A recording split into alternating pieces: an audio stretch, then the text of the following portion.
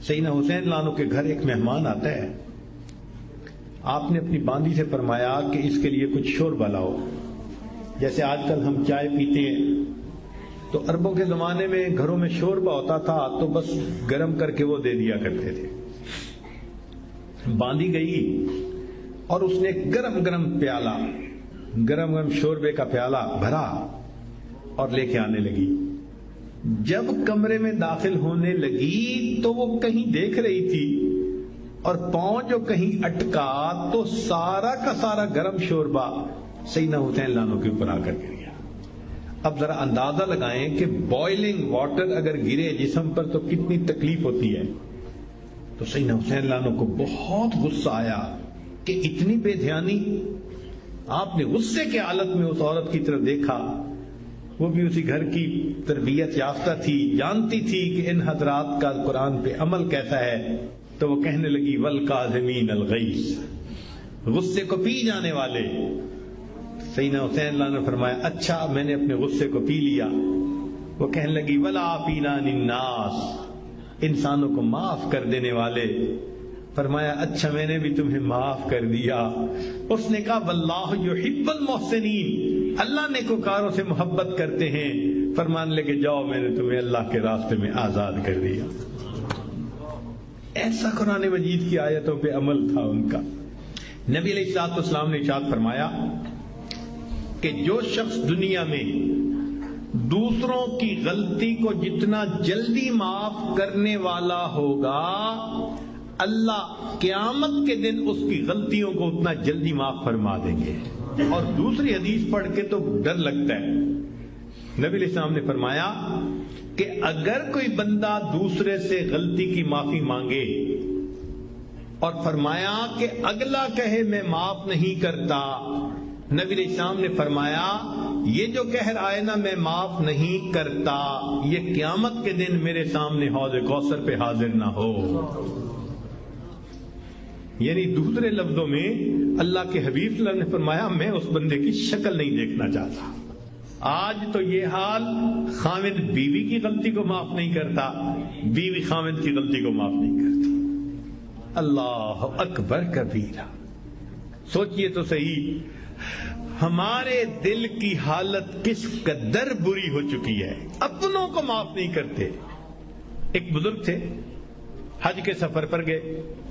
ان کے ہاتھ میں ایک تھیلا تھا, اس میں ان کے پیسے بھی تھے, سارا کچھ تھا.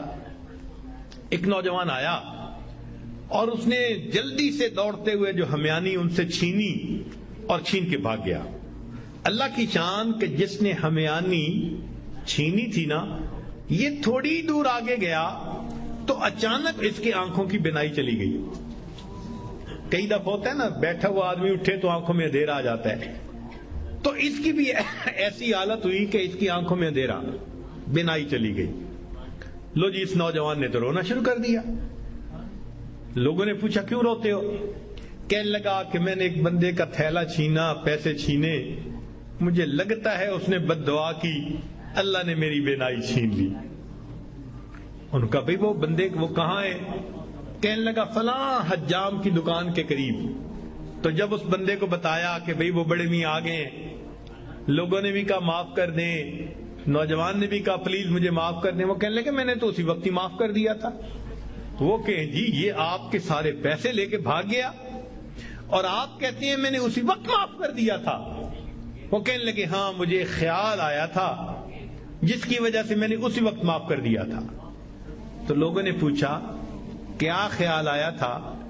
تو وہ بڑے میاں کہنے لگے کہ جب یہ میرا تھیلا لے کے بھاگ گیا تو میرے ذہن میں خیال آیا قیامت کا دن ہوگا اور میں اگر اللہ کے سامنے مقدمہ پیش کروں گا تو اس بندے سے حساب لیا جائے گا, اور جتنی دیر میرے اور اس کے مقدمے کے فیصلے ہونے میں لگے گی, آقا صلی اللہ علیہ وسلم نے فرمایا میں امت کا حساب مکمل ہونے سے پہلے جنت میں نہیں جاؤں گا تو خیال آیا کہ جتنی دیر میرے مقدمے میں لگے گی میری وجہ سے میرے آقا صلی اللہ علیہ وسلم کو جنت میں جانے میں دیر لگے گی، میں نے معاف کر دیا، نہ مقدمہ پیش ہوگا نہ میری وجہ سے میرے آقا کو دیر لگے گی۔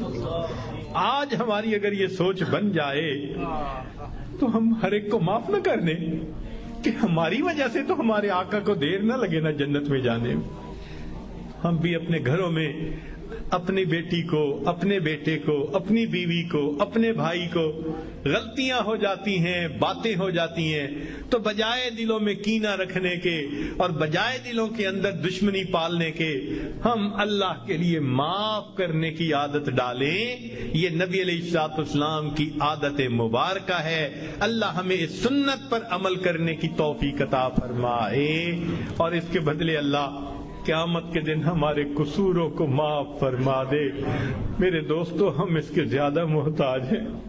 دوسرے نے تو ایک غلطی کی ہوگی اور ہم نے پتہ نہیں اللہ کے کتنے گناہ کیے ہیں۔ اگر ایک غلطی کو معاف کرنے پہ وہ پروردگار سب گناہوں کو معاف کر دے تو سستا سودا ہے۔ اس لیے جب بھی کوئی معافی مانگے یا نہ بھی مانگے، اللہ کی رضا کے لیے اللہ کے بندوں کو معاف کر دیا کرو۔ اللہ تعالی ہمیں اس صفت کے ساتھ بقیہ زندگی گزارنے کی توفیق عطا فرمائے۔ وآخر دعوانا ان الحمد للہ رب العالمین۔